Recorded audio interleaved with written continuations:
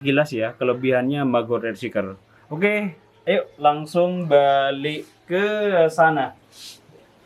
Saya mau menjawab komentar yang kedua. Dari Naja Mira Viraditri 899. Saya coba bacakan dulu. Ikannya bagus-bagus bang, tapi saran coba bahas pakan alami lain yang spesifik untuk bunga, untuk warna, ataupun settingan background air pasir, dan lain-lain. Soalnya perasaan di semua video ujung-ujungnya red shaker. Nanti saya jelaskan semuanya ya. Dan juga sudah sering saya sampaikan atau di video sebelumnya saya juga sempat membahas tentang hal ini. Ujung-ujungnya red shaker kan seperti itu. Saya kasih tahu. Nah, yang perlu teman-teman itu pahami dulu. Pertama, saya membuat konten itu di area sendiri, yaitu di area Mivada Predator Fish. Yang kedua, apa yang saya berikan atau apa yang saya jelaskan kepada kalian itu semuanya real, tidak ada rekayasa teman-teman. Nanti saya juga akan kasih lihat kepada kalian, bang kenapa tidak pakai pakan hidup, kenapa ujung-ujungnya red shaker terus, nanti promosi-promosi seperti itu. Teman-teman yang perlu dipahami ya, kalian punya kebebasan, kalian mau membeli tidak membeli itu hak kalian, dan misalnya kalian mau mengikuti apa yang saya berikan sesuai pengalaman saya selama saya bertahun-tahun bermain di Cana, itu kalian bebas mau ikut saran saya boleh, mau tidak ikut saran saya juga monggo dipersilakan. Cuman sedikit saya kasih bocoran kepada kalian gini, misalnya ada ikan Cana khususnya di kelas progres, ada ikan Cana yang sudah bunganya banyak, bang kenapa itu tidak juara?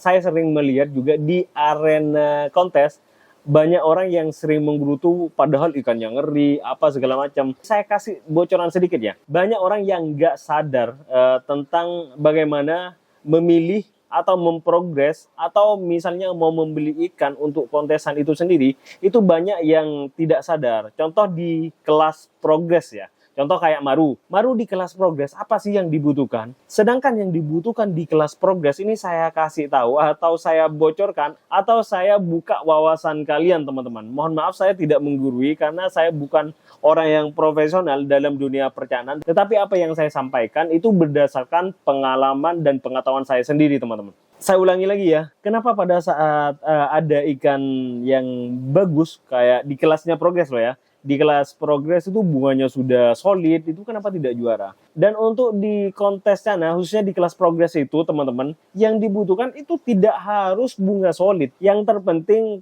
cabungnya sudah memenuhi kriteria dan warnanya sudah masuk. Dan teman-teman kadang nggak sadar ya, coba kalian nanti perhatikan ketika kalian ikut kontes, ikan yang juara 1, 2, terutama juara satunya ya, kalian perhatikan rata-rata warnanya sudah up, cabung tidak begitu banyak, meskipun sudah banyak, sudah jadi bunga, itu saya katakan sudah bonus, karena untuk menjadi juara di kelasnya progres yang penting ada cabung dan warnanya sudah up.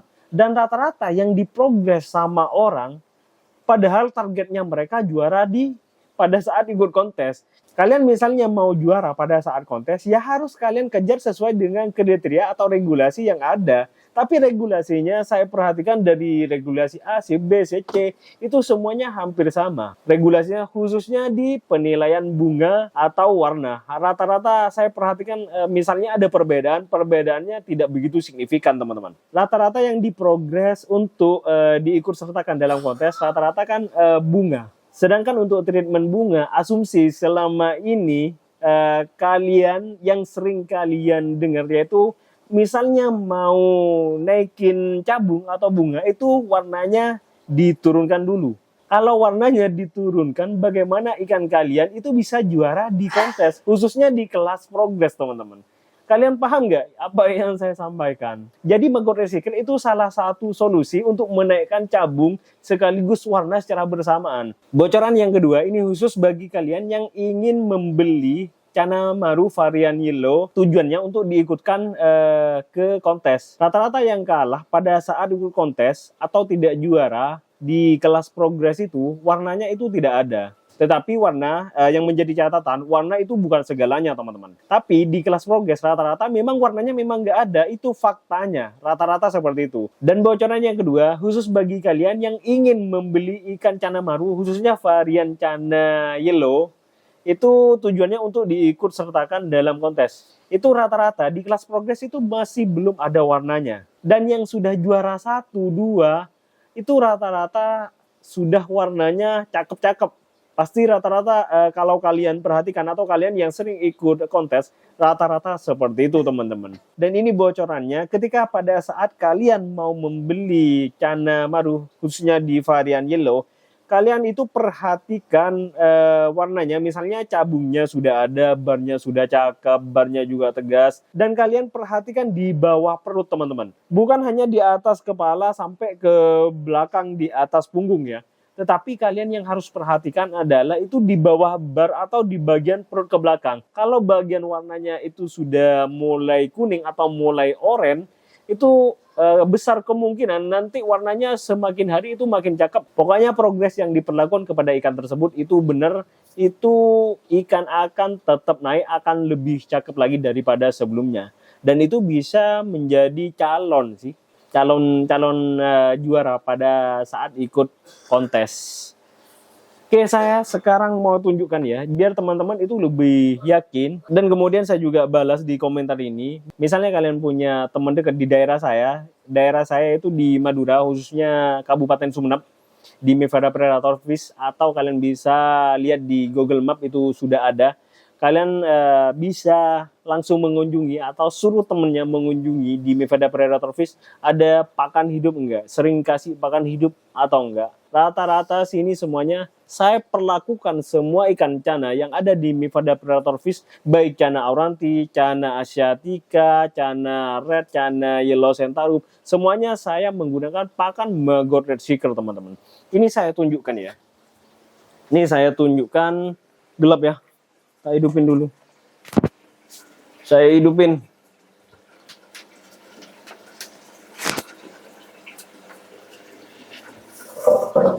Sebentar. Nah ini teman-teman. Saya dulu nyetok pakan itu sangat banyak. Pakan hidup. Khususnya ulat Hongkong. Nih kalian lihat sendiri. Nih wadahnya ini ada 3. Itu. Ini sampai apa ya?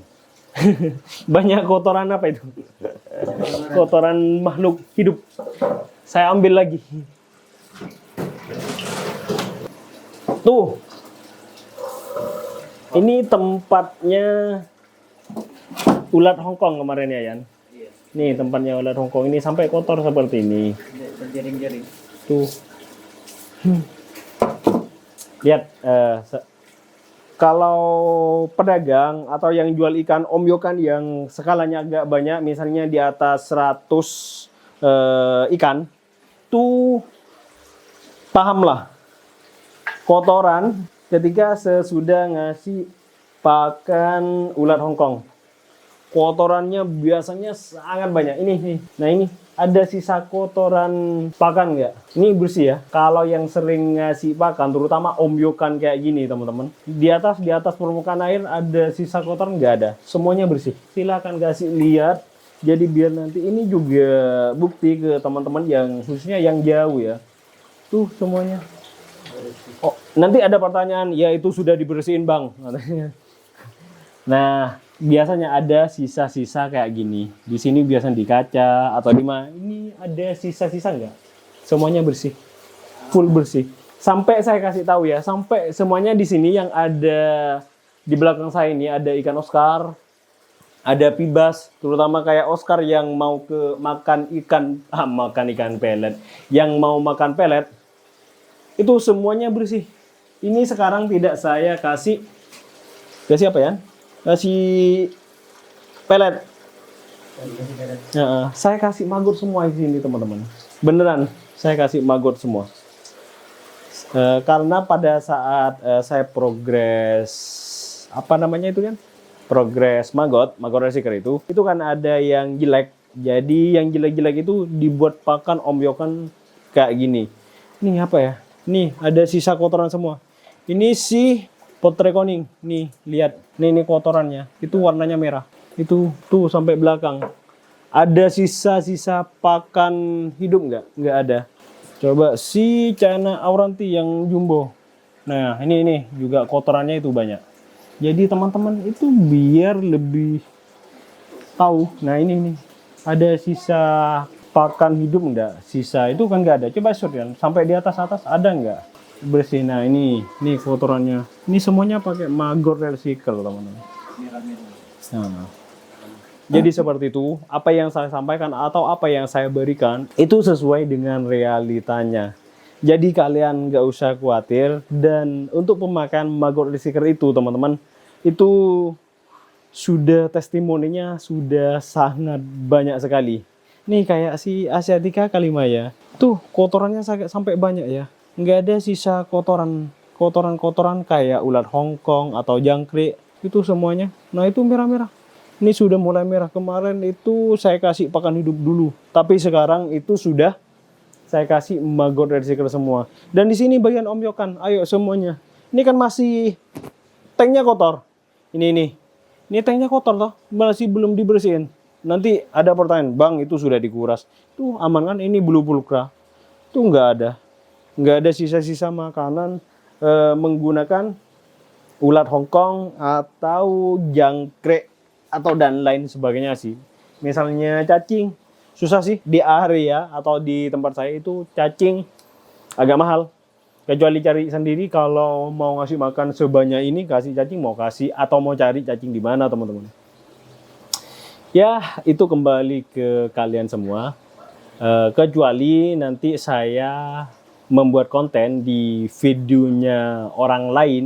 Contoh saya punya teman atau saya mau ngendos seseorang, kemudian dia menggunakan pakan Maggot Recycle, itu kan perlu dipertanyakan juga. Nah seperti itu apa yang saya sampaikan itu sesuai dengan kenyataan atau realita.